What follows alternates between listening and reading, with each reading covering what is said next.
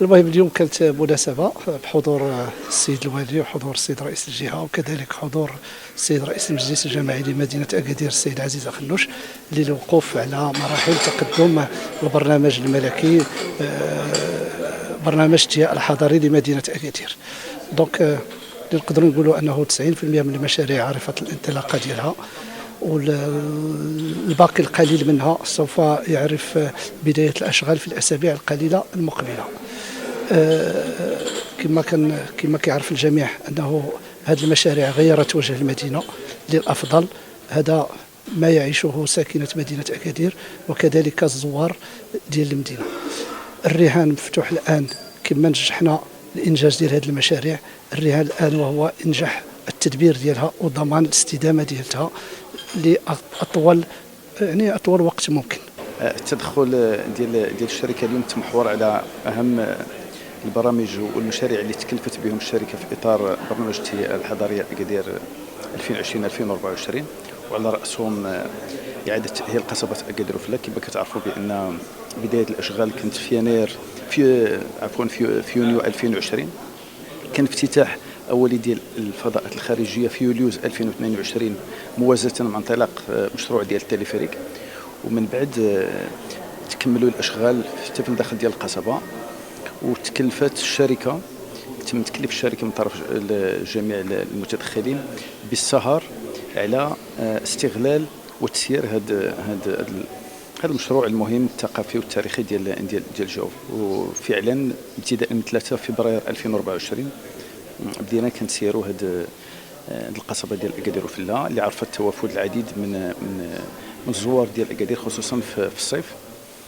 تم تسجيل معدلات ديال الزيارات لداخل ديال القصبة اللي كتفوق 230 240 زائر كل يوم، ولكن في الصيف في وقت الذروة هذا المعدل فاق 550 زائر يوميا، مع تسجيل يوم واحد في نهاية ديال يوليوز الأزيد من 1000 زائر. بالنسبة للجنسيات، جميع الجنسيات اللي كتوافد على أكادير، ولكن كاين أكثر من 70% تقريبا كلهم زوار وطنيين مغاربة، و30% هما الزوار الأجانب.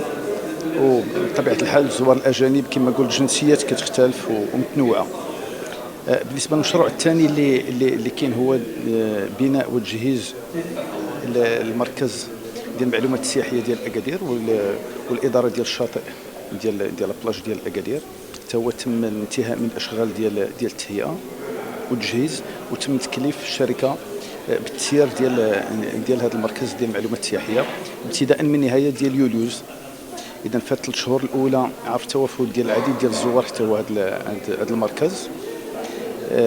تقريبا معدل يومي 130 حتى 140 اللي كيجي من باش ياخذ المعلومات. فيها واحد لا دومينونس ديال الفرنسيين بازيد من 44%، متبوعين بالسياح الانجليزيين والمغاربه والالمان والباقي الجنسيات. هذا الفضاء هو موضوع راه الاشاره، وحنا كنسيروه كشركه ديال التنميه السياحيه، ولكن هو موضوع راه الاشاره جميع الجمعيات والناس المتدخلين في السياحه باش يعرضوا تما المنتجات ولي زاتراكسيون اللي عندهم. وفي نفس الوقت كاين تعاونيه اللي كتبيع وكتعرض المنتوجات المحليه اللي عطينا واحد الفضاء. وكاين واحد الفضاء ديال العرض اللي بدينا بواحد الفوتوغرافي معروف في مدينه اكادير، ودابا ابتداء من بعد غد غادي يكونوا واحد جمعيات اللي كيهتموا بالاطفال اللي كيديروا الصباغه، اللي غادي يعرضوا حتى اللوحات ديالهم. اذا واحد الاسباس اللي غادي يكون ديما موضوع انيمي، ولكن موضوع راه الاشاره ديال جميع المتدخلين. التدخل الاخير الثالث ديال الشركه في اطار هذا البرنامج هو واحد المساهمه باعداد واحد المجموعه ديال الدراسات بطريقه تسيير اهم المرافق الثقافيه والرياديه ديال المنطقه. كما كتعرفوا بان كاين شركات اخرى اللي كتهتم، ولا عمران اللي كتهتم ببناء وتجهيز مثلا المسرح الكبير، المسبح ديال اكادير وغير ذلك. ولكن كيبقى الجانب ديال التسيير كيبقى كتجي واحد المرحله اللي غادي تجي من بعد الانتهاء من الاشغال. اذا حنا كنونتيسيبيو باش كنوجدوا هذه الدراسات ديال الطريقه ديال التسيير ديال هذه المرافق، وجميع الدراسات اللي تكلفت بهم الشركه وصلوا للمراحل النهائيه ديالها. احنا اليوم كنتواجدوا في اطار لجنه الاشراف والتتبع والتقييم لبرنامج التنميه الحضريه لمدينه اكادير 2020-2024، حيث ان جميع اصحاب المشاريع المنتدبين قدموا حصيله انجاز المشاريع ومنهم مجموعه العمران. بالنسبه لشركات العمران فعدد مهم من المشاريع تم انهاء اشغالها، من ضمنها الساحات العموميه، اخص بالذكر ساحه تيليلا والهدى والحي المحمدي، أو كذلك متحف إعادة بناء مدينة أكادير، وعدد آخر من المشاريع في طور الإنجاز مثل المراكز السوسيو ثقافية بحي الخيام، أو حي تيكيوين، أو نادي نسوي ودار الشباب بحي كذلك رياض السلام، أو المسرح الكبير لأكادير اللي في طور الإنجاز على أساس أن تنتهي به الأشغال إن شاء الله في طور سنة 2025.